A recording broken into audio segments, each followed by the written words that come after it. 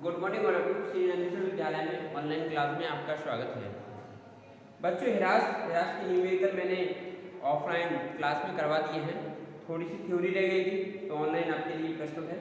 Book खोल लें। पहले हिरास मैंने समझा दिया था। अब हिरास के उद्देश्य या आवश्यकताएं। सही उत्पादन लागत मालूम करने के लिए अन्य व्यय के समान हिरास भी एक व्यापारिक व्यय है। अगर इसका लेखा नहीं किया जाए तो उत्पादन की सही लागत ज्ञात नहीं होगी। शुद्ध लाभ हानि ज्ञात करने के लिए अगर हमें अपने व्यापार की शुद्ध लाभ और हानि ज्ञात करना है तो हिरास का आयोजन करना अति आवश्यक है। तभी हमारे व्यापार की शुद्ध आय या शुद्ध व्यय या लाभ या हानि दर्शाया जाएगा। और सही आर्थिक स्थिति का भी ज्ञान तभी होगा जब हम व्यापार में लाभ हानि यानी कि ह्रास खाता बनाएंगे, जिससे हमारे व्यापार की आर्थिक स्थिति का सही चित्र प्रस्तुत हो सकता है। कानूनी अनिवार्य कंपनी 1956 के अनुसार यह अनिवार्य कर दिया गया है कि प्रत्येक कंपनी लाभ बांटने से पूर्व ह्रास का आयोजन करे। आयकर की छूट प्राप्त करने हेतु संपत्ति, ये मैंने सारे पॉइंट पढ़ा दिए थे। अब मूल्यह्रास के प्रभाव तत्व। नंबर 1, संपत्ति की लागत। संपत्ति कुल लागत निकालते समय संपत्ति की मूल लागत, उसके कारखाने तक के लाने का व्यय, फैक्ट्री में स्थापना करने के लिए मजदूरी व सामग्री आदि पर व्ययों को भी शामिल करना चाहिए। जब हम ह्रास खाता बनाते हैं तो अगर किसी संपत्ति की मूल्य दिया है तो लागत प्लस उसमें व्यय, कौन सी व्यय? स्थापना व्यय। स्थापना व्यय भी इस लागत में प्लस हो जाते हैं। और अगर कोई अपशिष्ट मूल्य दिया है तो वो इसमें से अपशिष्ट मूल्य को घटा दिया जाता है। ठीक है ना। और ह्रास बराबर ये सूत्र ही है। ह्रास बराबर होता है मशीन का जीवन काल जितना भी होगा उसे उसमें इस लागत में पहले व्ययों को जोड़ दिया जाएगा और अपशिष्ट जो लागत है उसे इसमें से माइनस कर दी जाएगी। उसके उपरांत जो जीवन काल होगा उसका इसमें भाग दे दिया जाएगा तो अपना क्या आ जाएगा? ह्रास निकल आता है। ठीक है ना। संपत्ति का अनुमानित जीवन काल, अपशिष्ट मूल्य, ये मैंने तीनों चीजें बता दी आपको। नेक्स्ट आता है विनियोजित पूंजी पर ब्याज। जो धनराशि मशीन, फर्नीचर, भवन आदि पर लगाई गई है, अगर वह धनराशि अन्यत्र उत्पादक कार्य में लगाई जाती है तो उससे आय की प्राप्ति होती है। अतः ह्रास की राशि को गणना करते समय आय के रूप में प्राप्त होने वाले ब्याज, लाभांश आदि को संपत्ति लागत में जोड़कर ह्रास निकालना चाहिए। विनियोजित पूंजी व्यय, मैंने पहले ही बताया था। अगर मशीन की लागत दी हुई है सवाल में कि मशीन की लागत, तो इस मशीन की लागत में मशीन की स्थापना व्यय जोड़ दिए जाते हैं और उसमें से अपशिष्ट मूल्य जो भी है उन्हें घटा दिया जाता है और उस मशीन का जो जीवन काल है 5 वर्ष 10 वर्ष, उसका उसमें भाग दे दिया जाता है। उसके बाद हमारा निकल के आता है ह्रास। और अगर विनियोजित पूंजी ब्याज भी है तो वो भी इसमें भी जोड़ दी जाती है। ठीक है। अब संपत्ति का उपयोग। मूल्यह्रास की राशि एक निश्चित करते समय संपत्ति के उपयोग पर ध्यान देना चाहिए। संपत्ति का उपयोग लगातार एवं अधिक होने पर ह्रास की दर ऊंची होनी चाहिए एवं उपयोग कम होने पर दर कम होनी चाहिए। कारखाना एक पाली चलता है तो दर कम होनी चाहिए और 2 पाली चलने पर अधिक दर और 3 पाली चलने पर मूल्यह्रास की दर अधिकतम होनी चाहिए। संपत्ति की प्रकृति। संपत्ति ह्रास की राशि निश्चित करते समय संपत्ति की प्रकृति पर ध्यान देना चाहिए। यदि संपत्ति से प्राप्त उपयोगिता प्रतिवर्ष समान रहती है तो ह्रास रकम भी प्रतिवर्ष समान होनी चाहिए। यदि दशा विपरीत है तो मशीन की उपयोगिता प्रतिवर्ष कम होनी चली जानी, जैसे घटती शेष पद्धति के अनुसार लगाना चाहिए। मरम्मत एवं नवीनीकरण में मरम्मत व नवीनीकरण के व्यय से संपत्ति का जीवन काल कुछ समय के लिए बढ़ा जा सकता है, जिससे मूल्यह्रास की दरें कम हो जाती हैं। अतः ह्रास निकालते समय मरम्मत एवं नवीनीकरण संबंधी व्ययों को भी ध्यान में रखना चाहिए। पूंजीगत व्यय, समय समय पर संपत्ति के विस्तार एवं वृद्धि आदि पर कई प्रकार के पूंजीगत व्यय करने पड़ते हैं। इस राशि निश्चित करते समय पूंजीगत व्यय सामान्यतः संपत्ति की लागत में जोड़ दिए जाते हैं। संपत्ति के अप्रचलित होने की दशा में दिन प्रतिदिन होने वाले नित्य नए आविष्कारों के कारण संपत्ति के शीघ्र ही अप्रचलित होने की संभावना रहती है। तो ये आधुनिक समय में नई नई नई मशीनों का आविष्कार होता जा रहा है, तो जितनी जो मशीनें पुरानी होती जा रही हैं वह नई मशीनों की अपेक्षा नई उत्पादन नहीं कर पाती हैं, तो उनकी जगह प्रतिस्थापित नई मशीनों को करना पड़ता है। तो धीरे धीरे उनको अलग करना पड़ता है, उनकी जगह पर नई मशीनों को लगाना पड़ता है। इसे अगला आता है विभिन्न कानून के अनुसार संपत्ति के ह्रास की दर निर्धारित करते समय कंपनी अधिनियम तथा आयकर अधिनियम के विभिन्न प्रावधानों का ध्यान रखना जरूरी है। अब मूल्यह्रास का आयोजन आवश्यक। किसी भी उद्योग या व्यापार में कार्य संचालन के लिए स्थायी संपत्तियों का उपयोग किया जाता है। कोई भी व्यवसाय जब हम करते हैं तो उसमें स्थायी संपत्तियों के द्वारा ही उद्योग प्रारंभ होता है। भवन हो या मशीन हो या फर्नीचर हो आदि जो भी हो स्थायी संपत्तियां उसमें लगती ही हैं। इन स्थायी संपत्तियों के लगातार उपयोग से उनके मूल्य में गिरावट आना स्वाभाविक है, क्योंकि संपत्ति के मूल्य में कमी निरंतर उपयोग से होती है।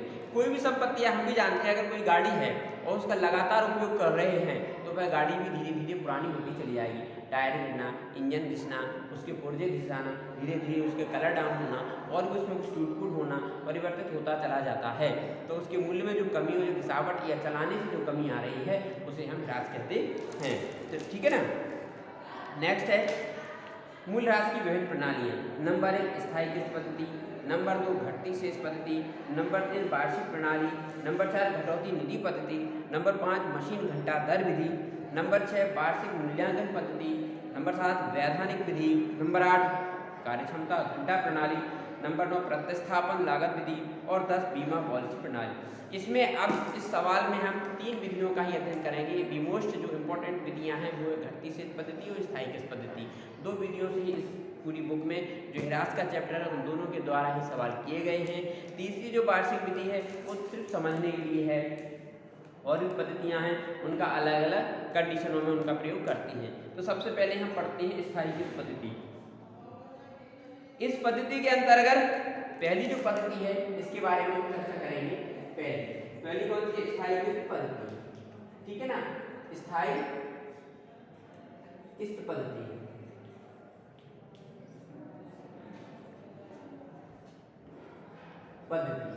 बच्चों ये जो पद्धति है स्थायी किस्त पद्धति क्या है? इस पद्धति के अंतर्गत मूल्यह्रास की रकम प्रति वर्ष स्थायी रहती है, यानी जो पहली वर्ष निर्धारित हो गई वही अगली वर्ष तक रहेगी। ठीक है, इसलिए इसे स्थायी किस्त पद्धति या समान किस्त पद्धति के नाम से जाना जाता है। इस विधि में मरम्मत संपत्ति का मूल लागत का एक निश्चित प्रतिशत या एक निश्चित रकम प्रतिवर्ष ह्रास के रूप में अपलिखित की जाती है। इस विधि में संपत्ति के लागत मूल्य में उसकी अवशिष्ट मूल्य की राशि घटा दी जाती है और शेष राशि में संपत्ति के अनुमानित जीवन काल से भाग दे दिया जाता है। जो राशि भाग देने पर आती है वह प्रतिवर्ष ह्रास के रूप में राशि की लागत से घटाया जाता है। अब इसे क्या किस किस नाम से जानते हैं? सरल रेखा पद्धति, मूल लागत पद्धति, समान किस्त वाली पद्धति, ह्रास धारणा विधि। इन नामों से हम स्थायी किस्त पद्धति को जानते हैं।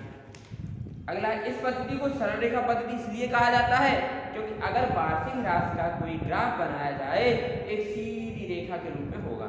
इस विधि को मूल लागत भी कहा जाता है क्योंकि इस विधि से ह्रास प्रतिवर्ष मूल लागत पर ही निकाला जाता है, शेष पर नहीं निकालते हैं। इसको समान किस्त पद्धति इसलिए कहा जाता है क्योंकि इसमें मूल्यह्रास की रकम प्रतिवर्ष एक समान रहती है, हर साल बदलती नहीं है। लक्षण प्रतिवर्ष शेष कम। इस प्रणाली में संपत्ति का शेष प्रतिवर्ष कम होता जाता है। ह्रास मूल लागत पर प्रतिवर्ष ह्रास की मूल लागत पर निकाला जाता है। ह्रास की समान राशि, ह्रास की जो राशि है वो प्रतिवर्ष एक समान होती है। ह्रास की समान दर, ह्रास की दर की प्रतिवर्ष समान रहती है।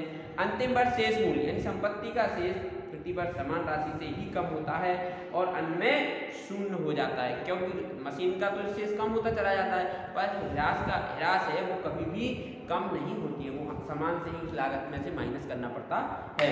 अब इसके गुण देखिए।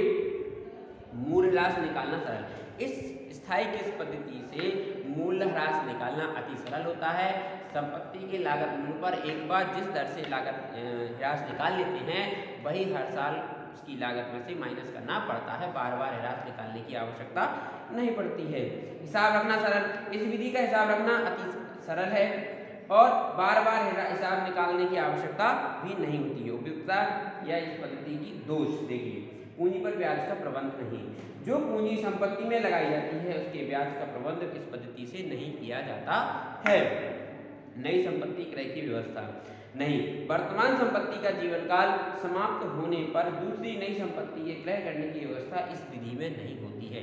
यानी कि जो पुरानी मशीनें हैं अगर वह अप्रचलित हो गई तो तुरंत नई मशीन को उस जगह लगाने की व्यवस्था इस पद्धति में नहीं होती है, ये सबसे बड़ा इसका दोष है।